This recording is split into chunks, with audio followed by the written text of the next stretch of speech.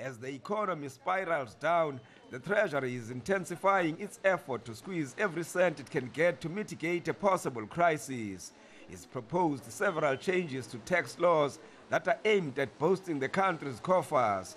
But lawmakers find these amendment proposals too technical and complex in nature. What we're saying is that some of the more complex, technically challenging issues are better addressed between SARS, National Treasury on the one side, and the taxpayer organizations and professional associations that made representations to Parliament today.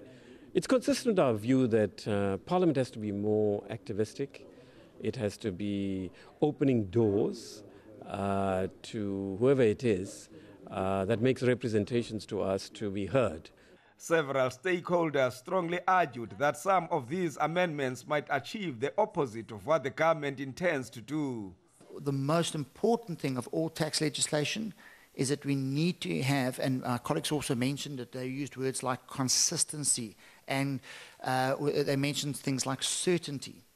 When we keep on changing the rules, and year after year, 90 is one of those, they keep on changing, we are making it difficult to encourage foreign investment, to do foreign trade, or even for groups to consider, or for other companies to consider its establishment in South Africa.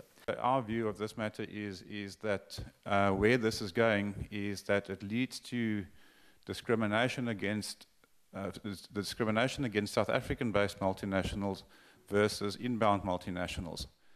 Lawmakers say despite these disapprovals, the government is obliged to tighten the screws to intensify its revenue collection. We are very clear that with low economic growth rates at the moment and for the foreseeable future, the pressure is greater than ever before on the South African Revenue Service to ensure that it raises absolutely every cent that is due to the national coffers from people who are meant to pay it.